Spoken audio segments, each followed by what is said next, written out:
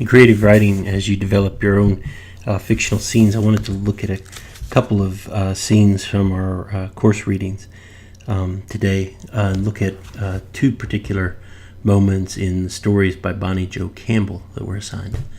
First, from Children of Transylvania, 1983, we have an encounter between the central character Joanna and an older woman along the road. Joanna's been cut off from the group that she's biking with in Transylvania, and so note the interaction here, and then I'll read it, and then we'll look at some moments. The boniness of the old woman's hands, this is in the middle of 211, made Joanna's breasts look absurdly round and swollen by comparison, pornographic, as though they might burst out of her pink sports bra and matching tank top. Joanna dug some gum from her pack and gave it to the woman, before reflecting that without teeth she couldn't chew it. Then Joanna gave her a toothpick that had a tiny American flag stuck to it. USA, Joanna said, imitating Bogdan's pronunciation of USA. The woman slipped the gifts into a pocket. Her house dress was pale, its pattern worn away, and the bottom of the pockets had been mended with coarse black thread in a way that reminded Joanna of surgical stitches. In response to the gifts, the woman leaned forward nearly off the bench and grabbed the cow's udder and jostled it, as if to show Joanna how full it was. Joanna imagined leaning down, closing her mouth around a teat the size of a finger, swallowing mouthfuls of frothy whole milk. Joanna thought that if she hadn't lost her water bottle, she might have asked the woman to fill it up, whatever dangers the fresh milk might pose. Would the woman have some eggs if Joanna followed her home? She'd asked for eggs for breakfast, and Bogdan had made a show of going into the kitchen, but there had been none. The two women sat silently, the cow's head bobbing between them, rain banging a wild message on the tin roof. When the storm finally began to peter out, Joanna thought she heard a fiddle again. She trained her ears on the sound and was so startled that when she felt the woman's calloused leg on her leg, the woman took hold of Joanna's exposed thigh the way she might have inspected a salted ham at a market. When she slapped Joanna's leg hard enough to raise a handprint, Joanna covered the red mark on her leg with her own hand, unsure what had just happened, unsure if she should be offended. The woman laughed and elbowed Joanna, and then pulled up her threadbare dress to reveal, as though it were the punchline to a joke, a thin, scarred leg striped with varicose veins. The woman slapped the withered thing and tossed her dress back over it. Beside the old woman's leg, Joanna's plump, muscled thigh looked almost edible.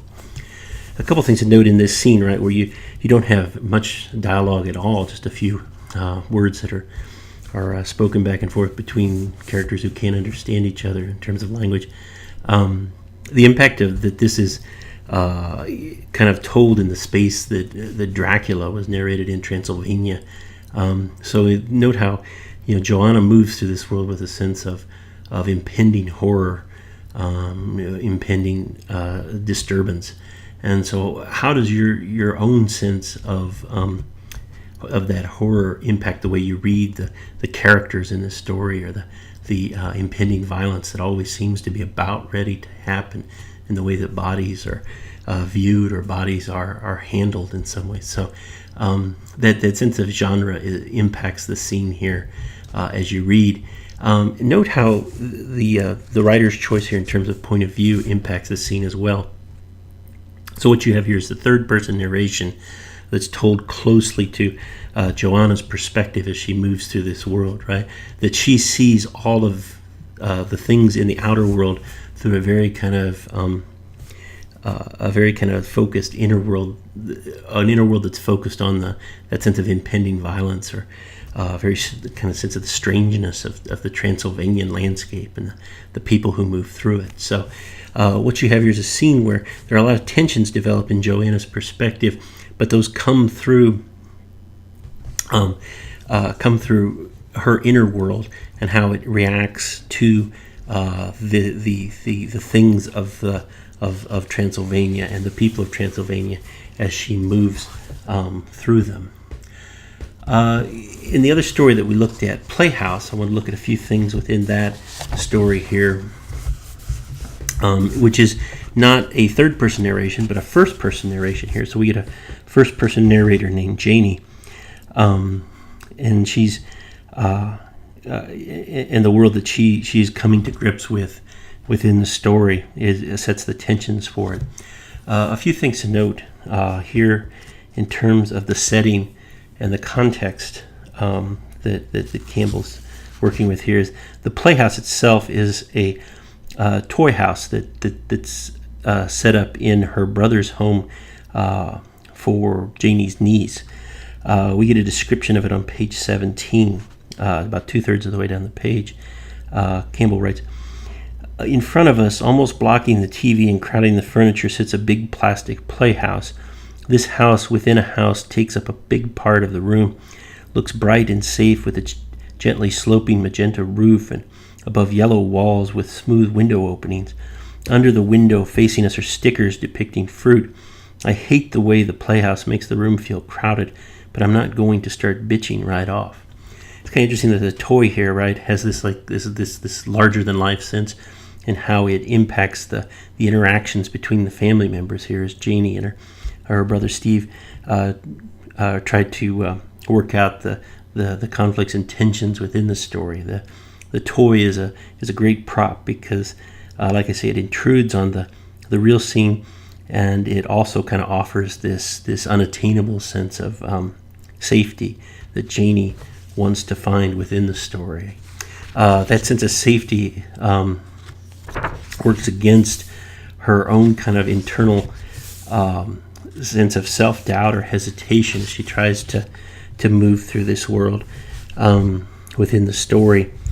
There's one moment you can see that the tensions are so submerged here that she feels them, and feels them within her physical pain and her like I say, her hesitation and self-doubt. Near the bottom of page 28, about 2/3 of the way down the page, we get a moment of her inner world here. Campbell writes, "My arm aches so badly now that I can't stand it.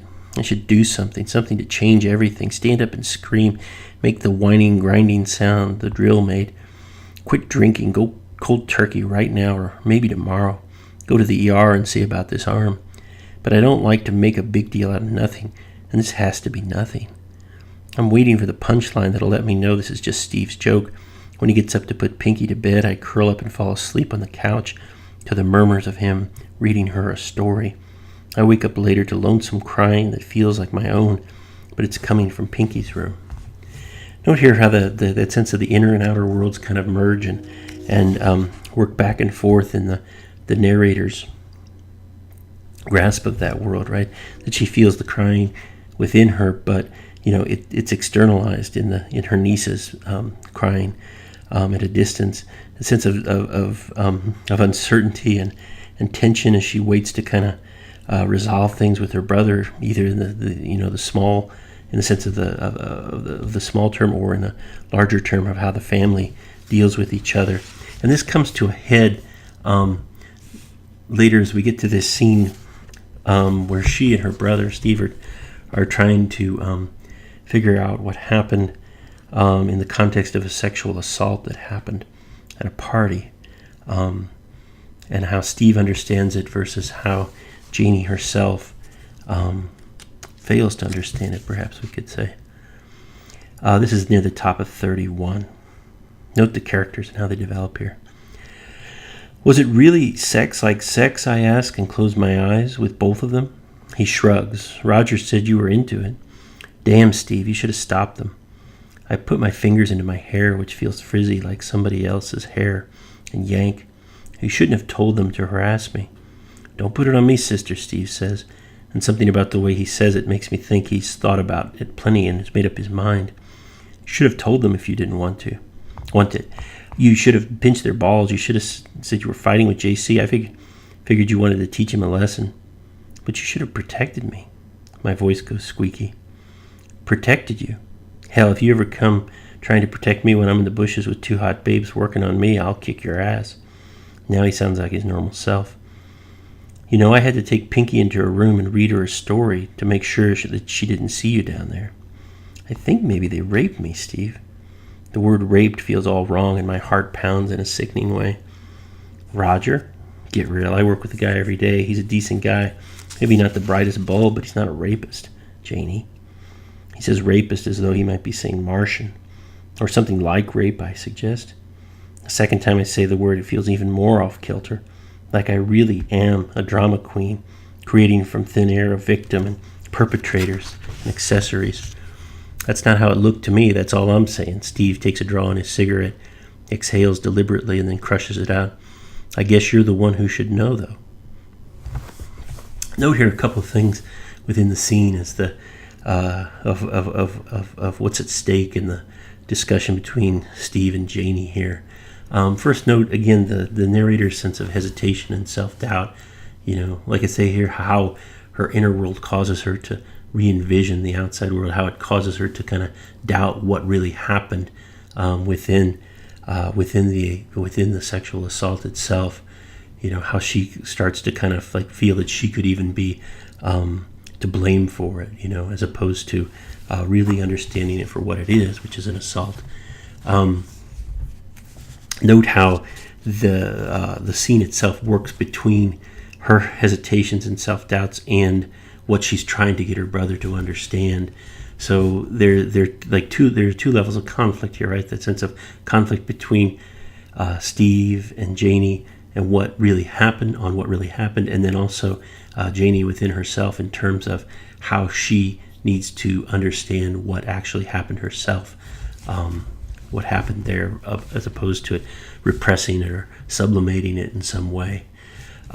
Within the scene, note that part of the scene is driven by the context here of how her family has dealt with questions of sexuality and possibly sexual assault, and also how there are wider social and gendered questions here of how we as a culture talk about sexual assault and how we understand and assign blame for these things. Within the larger culture, one of those questions that Campbell is trying to get at, right, is not to set it up as a conflict where there's a clear remedy, but to find some way of understanding it culturally and how we, as a culture, understand this kind of violence.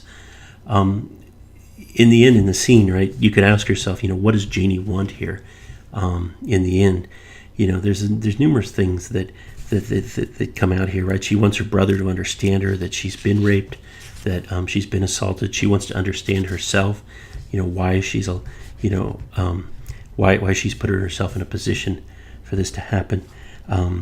She wants to get beyond, that sense of victimhood, and try to understand the really kind of complex things that happen within the context of sexual assault.